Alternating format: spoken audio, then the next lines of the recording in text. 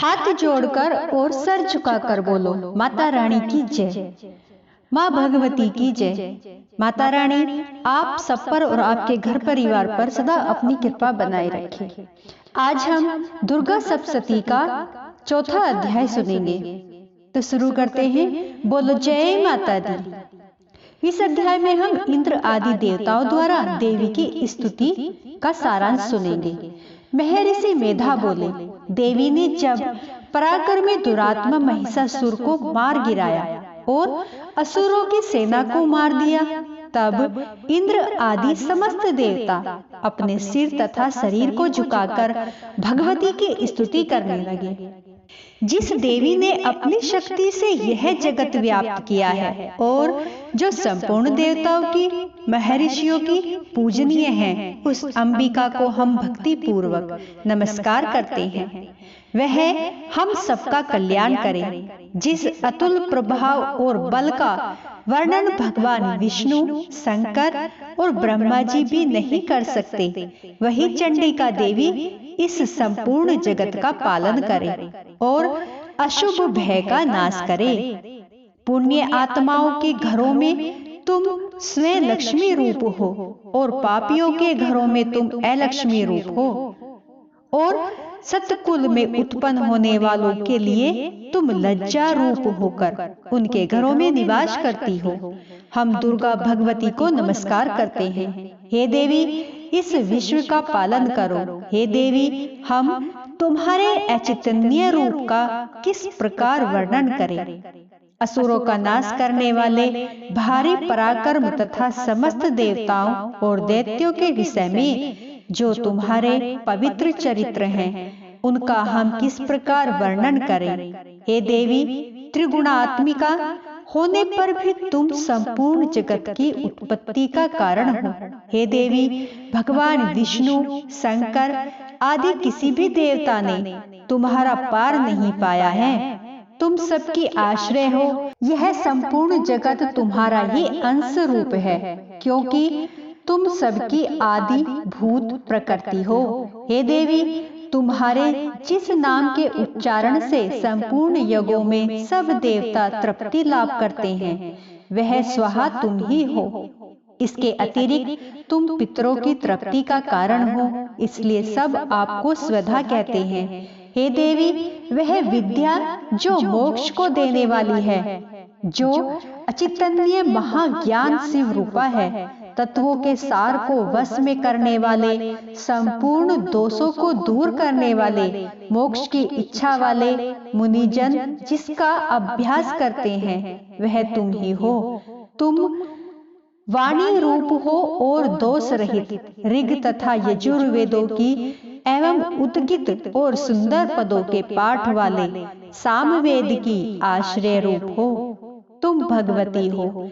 इस विश्व की उत्पत्ति एवं पालन के लिए तुम वार्ता के रूप में प्रकट हुई हो और तुम संपूर्ण संसार की पीड़ा हरने वाली हो। हे देवी, जिससे सारे शास्त्रों को जाना जाता है, वह मेधा शक्ति तुम ही हो और दुर्गम भव सागर से पार करने वाली नौका भी तुम ही हो। लक्ष्मी रूप से विष्णु भगवान के हृदय में निवास करने वाली और भगवान महादेव द्वारा सम्मानित गौरी देवी तुम ही हो।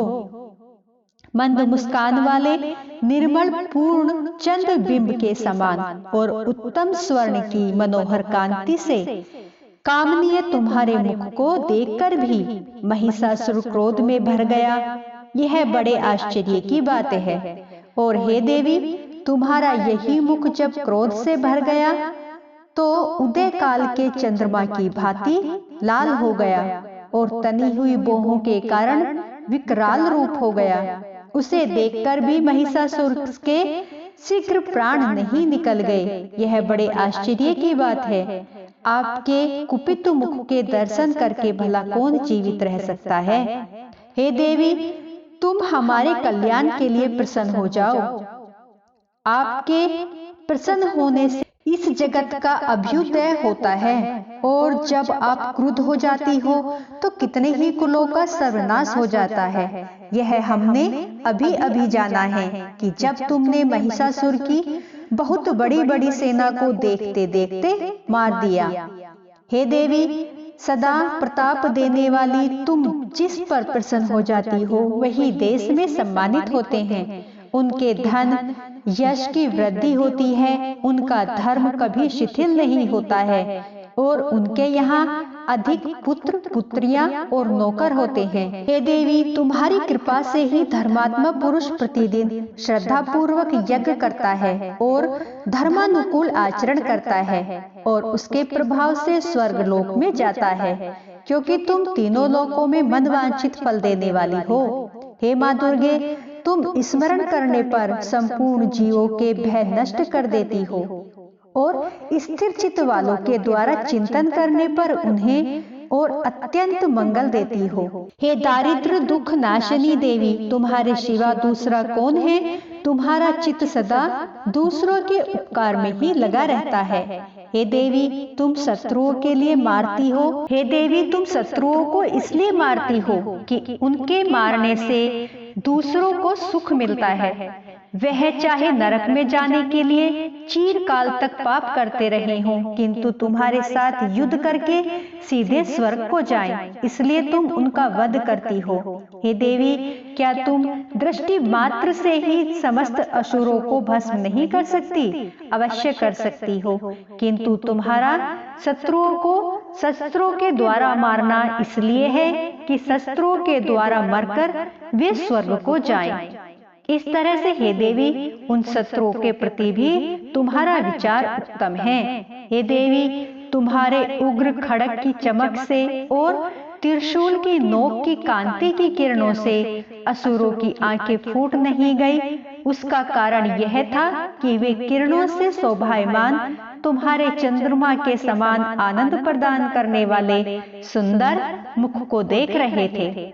हे देवी, तुम्हारा शील बुरे वृतांत को दूर करने वाला है और सबसे अधिक तुम्हारा रूप है, जो न तो कभी चिंतन में आ सकता है और न जिसकी दूसरों से कभी तुलना ही हो सकती है। तुम्हारा बल व पराक्रम शत्रुओं का नाश करने वाला है। इस तरह तुमने शत्रुओं पर भी दया प्रकट की है। हे देवी, तुम्हारे बल की किसके साथ बराबरी की जा सकती है तथा शत्रुओं को भय देने वाला इतना सुंदर रूप भी और किसी का नहीं है। हृदय में कृपा और युद्ध में निष्ठुरता, यह दोनों बातें तीनों लोकों में केवल तुम्ही में देखने में आई हैं। हे माता, युद्ध भूमि में शत्रुओं को मारकर तुमने उन्हें स्वर्ग लोक में पहुंचाया है। इस तरह तीनों लोकों की तुमने रक्षा की है तथा उन उन्मत्त असुरों से जो हमें भय था उसको भी तुमने हमसे दूर किया है। तुमको हमारा नमस्कार है। हे देवी, तुम शूल तथा खड़ग से हमारी रक्षा करो तथा घंटे की ध्वनि और धनुष की टंकोर से भी हमारी रक्षा करो। हे देवी चंडिके, आप अपने शूल को घुमाकर पूर्व, पश्चिम, उत्तर तथा दक्षिण दिशा में हमारी रक्षा करो। तीनों लोकों में जो तुम्हारे सौम्य रूप हैं तथा घोर रूप हैं, उन्हीं से हमारी रक्षा करो तथा इस पृथ्वी की रक्षा करो। हे अंबिके, आपके कर पल्लवों में जो खड़ग, शूल और गदा आदि शस्त्र शोभा पा रहे हैं, उनसे हमारी रक्षा करो।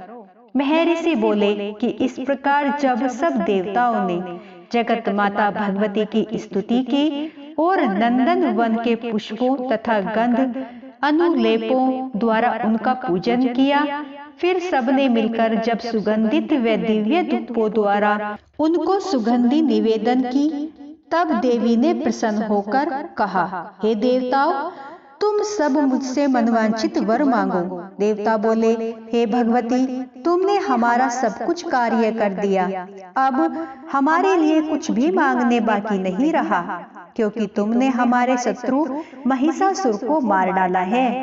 हे महेश्वरी, तुम इस पर भी यदि हमें कोई वर देना चाहती हो तो बस इतना वर दो कि जब जब हम आपका स्मरण करें तब तब आप हमारी विपत्तियों का हरण करने के लिए हमें दर्शन दिया करो। हे अंबिके, जो कोई भी तुम्हारी स्तुति करे तुम उनको वित्त समृद्धि और वैभव देने के साथ ही उनके धन और स्त्री आदि संपत्ति बढ़ाओ और सदा हम पर प्रसन्न रहे। महर्षि बोले, हे राजन, देवताओं ने जब जगत के लिए तथा अपने लिए इस प्रकार प्रसन्न किया तो बस तथास्तु कहकर देवी अंतर्ध्यान हो गई। हे भूप, जिस प्रकार तीनों लोकों का हित चाहने वाली यह भगवती देवताओं के शरीर से उत्पन्न हुई थी, वह सारा वृतांत मैंने तुमसे कह दिया। इसके पश्चात दुष्ट असुरों तथा शुंभ निशुंभ का वध करने और सब लोगों की रक्षा करने के लिए जिस प्रकार गौरी देवी के शरीर से उत्पन्न हुई थी, वह सारा वृतांत में यथावत वर्णन करता हूँ। तो बोलो जय माता दी। आज का यह अध्याय यहीं पर समाप्त होता है। कल हम नए अध्याय और नई वीडियो के साथ फिर से मिलेंगे। तो भक्तों, मेरी वीडियो अगर आपको पसंद आई है तो please please like, subscribe, share जरूर करें और कमेंट बॉक्स पर जय माता दी जरूर लिखें। तो बोलो जय माता दी।